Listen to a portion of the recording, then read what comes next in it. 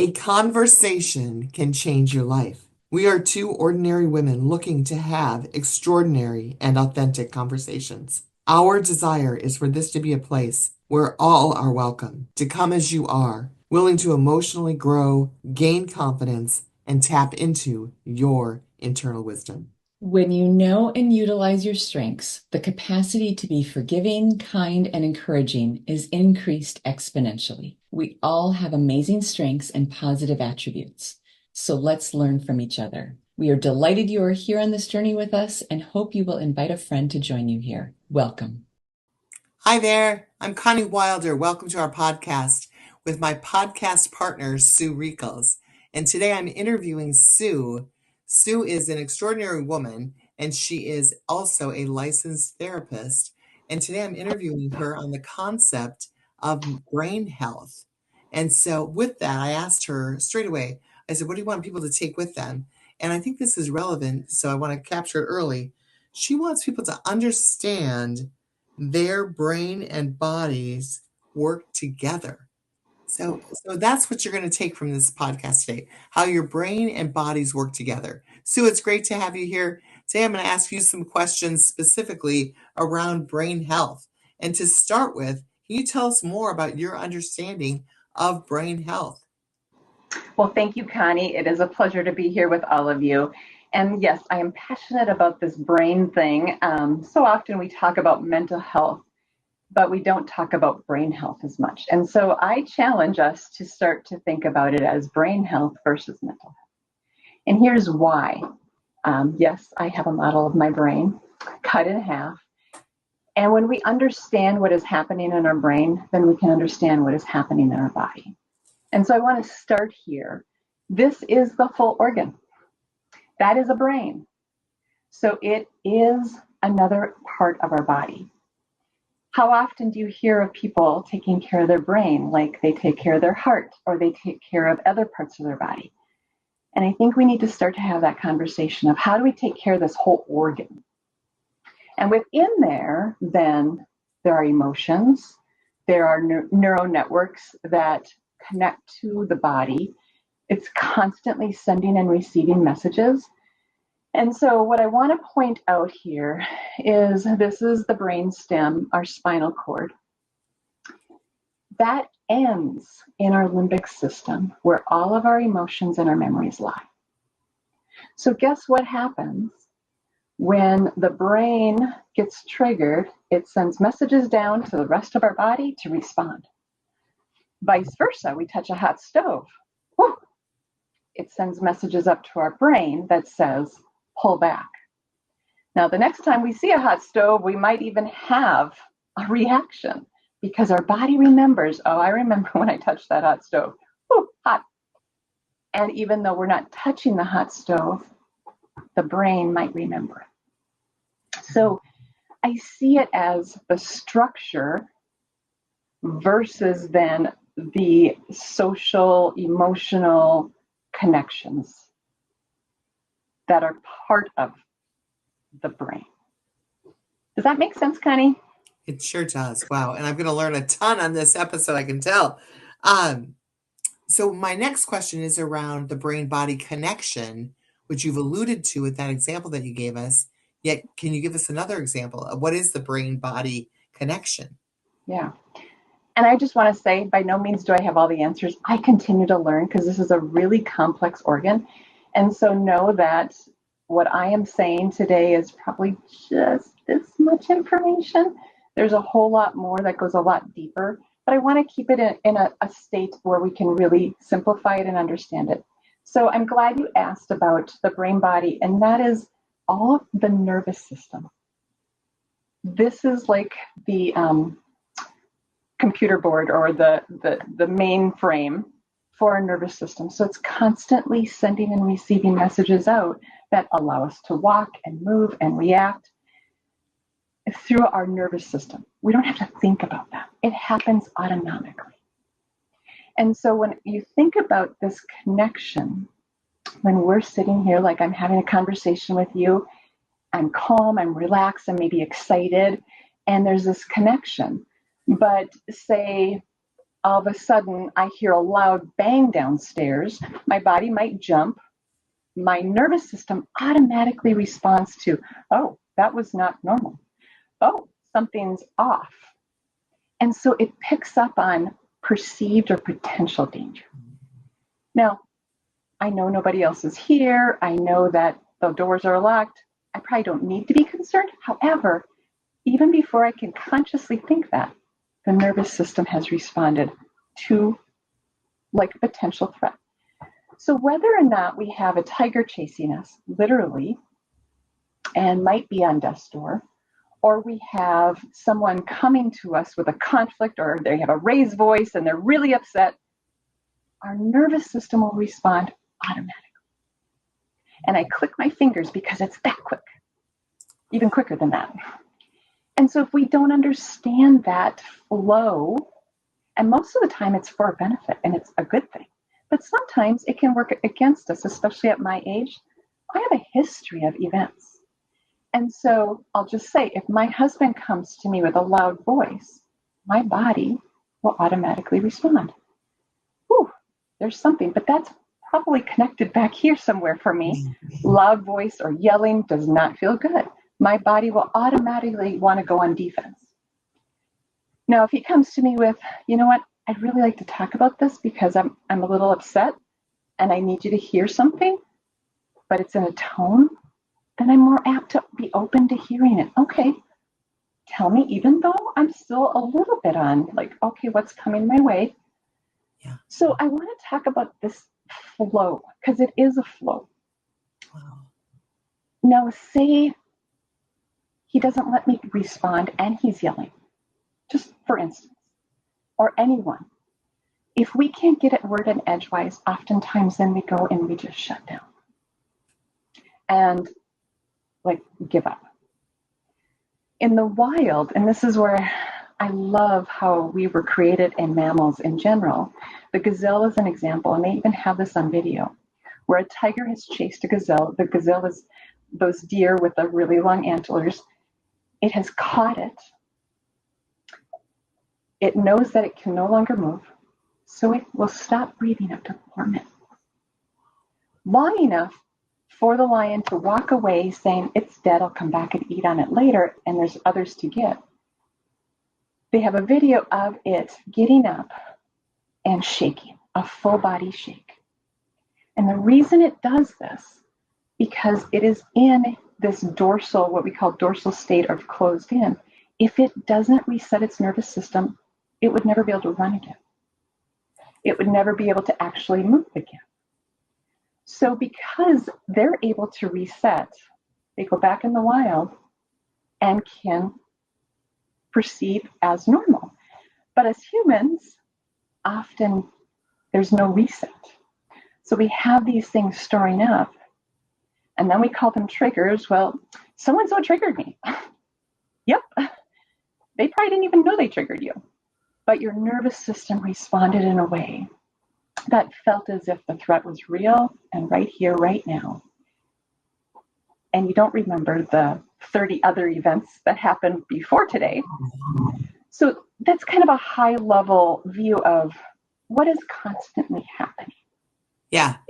It makes me think of Taylor Swift's song, Shake It Off, right? And so there's a ton of value in those lyrics for sure. I had never heard the story about the gazelle going dormant for 4 minutes. Wow, that is so incredible.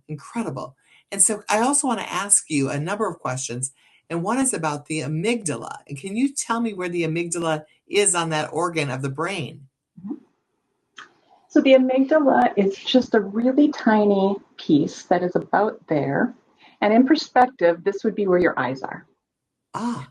So this part of our limbic system is about 1.5 inches behind our eyes. So if we were to go directly behind our eyes, that is where this limbic system lies.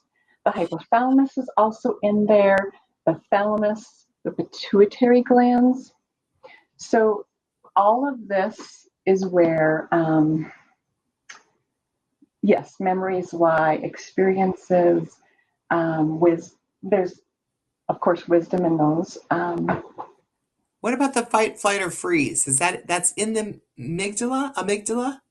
So that's what drives the response. Ah, The nervous system plays it out. So, right, that's part of that flow. So when we're connected, we're in a ventral state. We're relational. We're in this together.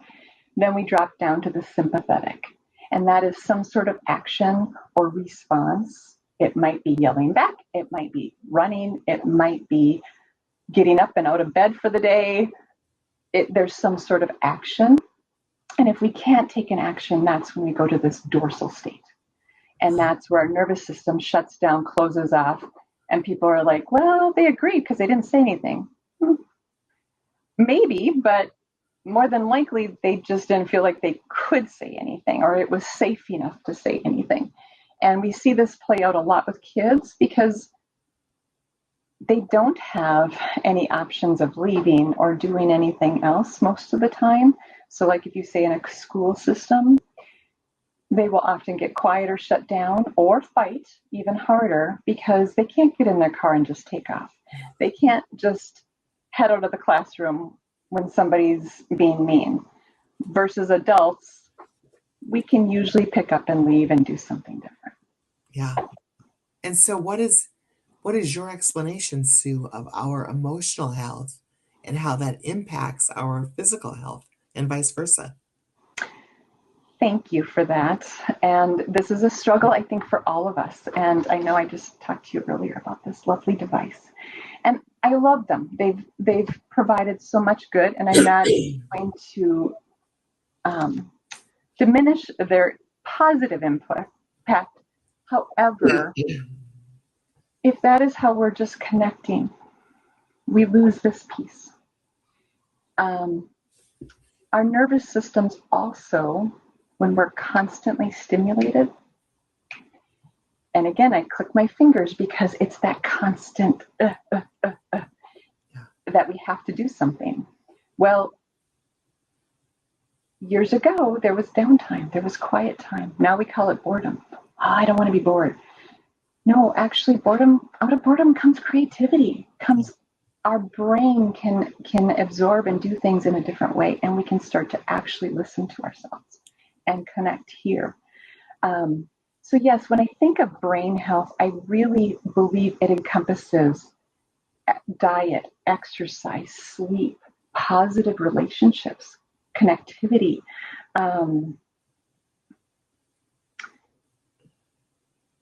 understanding how our body works, being mindful. Stress does a number to all of us. And so if we're not caring for ourselves in a way where our stress levels are maintained, more than likely we're going to respond poorly in situations that get more heated or have more conflict in them. Okay, thank you so much for that. Oh my gosh. So how can poor mental health lead to physical issues such as cardiovascular disease and other physical issues? Yeah. That's So if one you think question. about, I love that. And I'm not saying that all physical issues are caused because of mental health, by no means. But they are seeing a connection. And fortunately, unfortunately, our veterans have played a role in studying some of this. And I'm very thankful for their service and grateful for the knowledge we have learned. And unfortunately, many have suffered without getting proper care.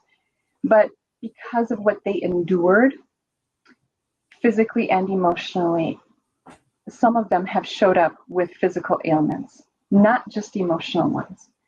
And so there is this connection. And as I have worked with individuals through healing the brain or working from the brain and the nervous system, all of a sudden pain has reduced or they don't no longer have a symptom.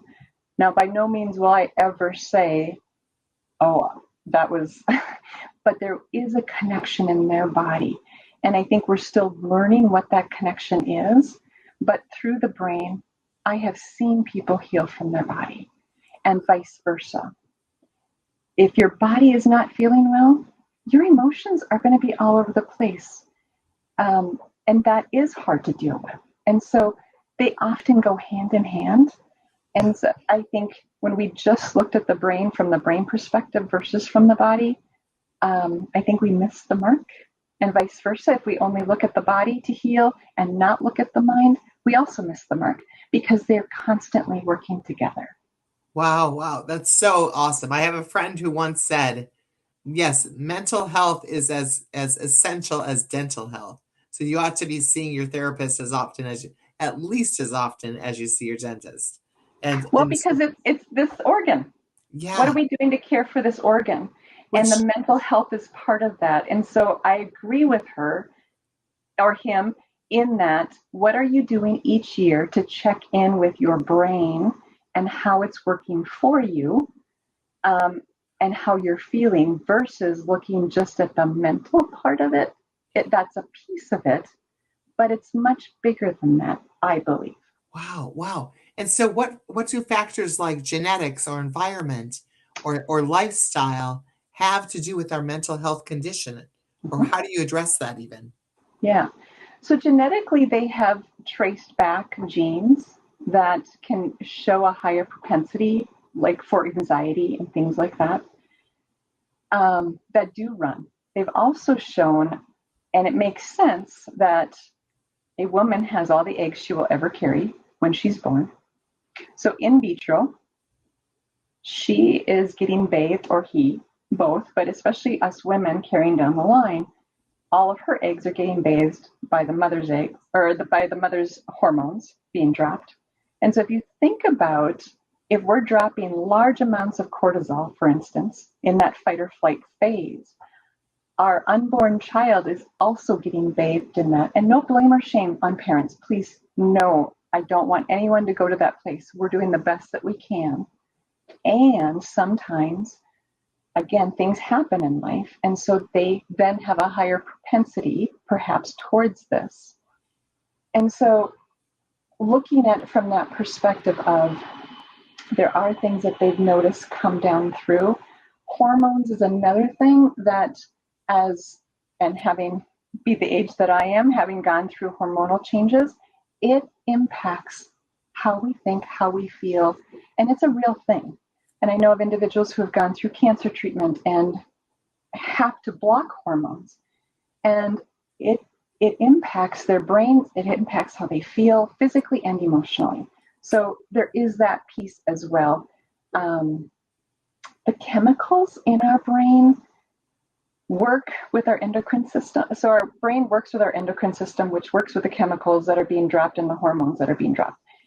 And so any of that that gets imbalanced, of course we're going to notice it. Wow, wow. Like we need heart medicine perhaps to slow down our heart, or deal with our heart. There's times we do need perhaps a bridge or something that helps us with that imbalance.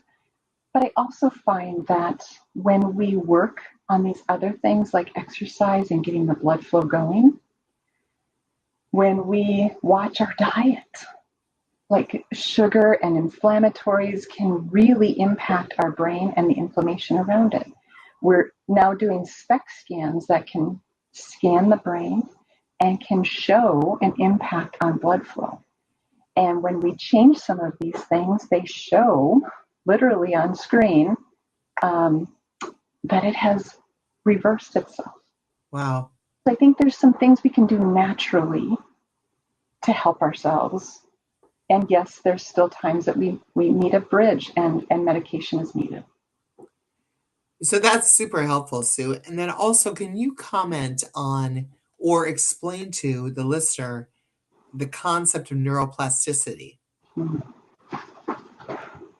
I love this piece, because our brains are constantly adapting and changing. Um, if you've ever known of someone who has had a stroke and a portion of their body is no longer working, part of their body adapts, another part gets stronger.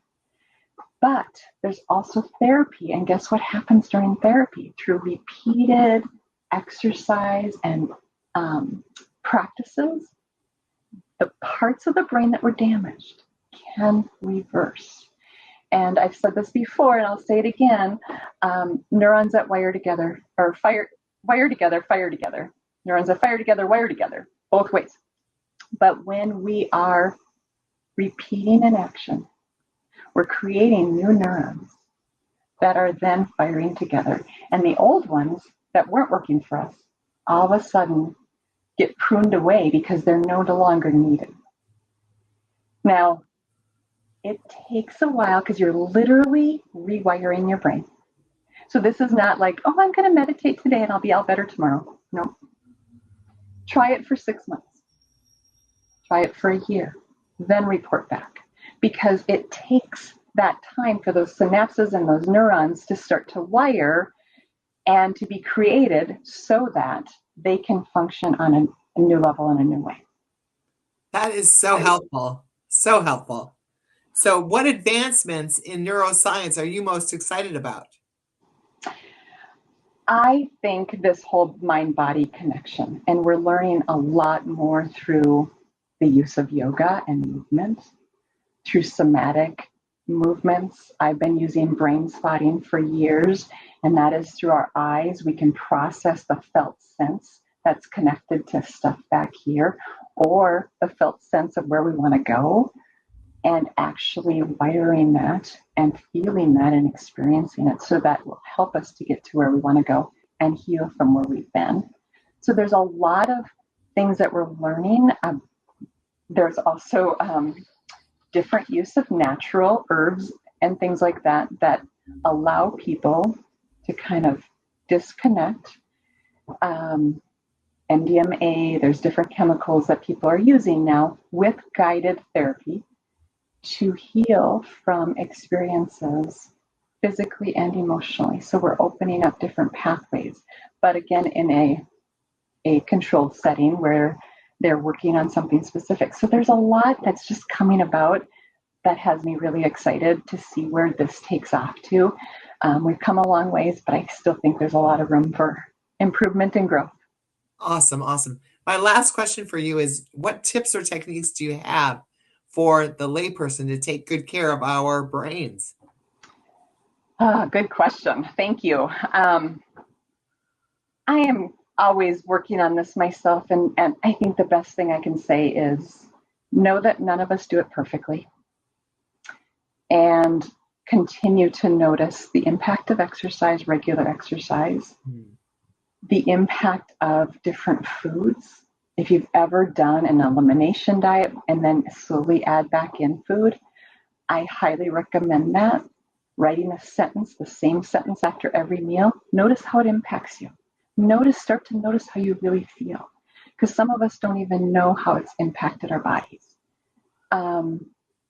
Be in relationship with others. Get out, commune. Have a community that you love, that loves you, supports you. I think that is a huge piece. Having hobbies, doing what you love, whether it's in your work or outside of work. Nature. If we can get out in nature, there is something to just listen and hear. You don't have to get bored because there's plenty that's going on around you. Take note of every bit of it, but leave this very helpful device at home and just take note. Thank How about you you, so Connie? much. Anything? Well, Anything thank you for all of that. Thank you for all of that.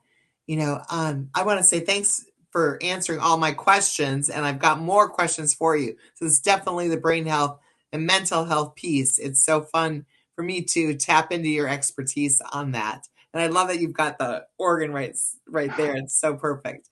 So thank you so much for your time and talents today. I appreciate it so much. Remember, a conversation can change your life. We invite you to be the best version of yourself. When you feel better, you do better. We welcome hearing from you. To learn more about us, suggest topics to be discussed, or to reach out to us directly,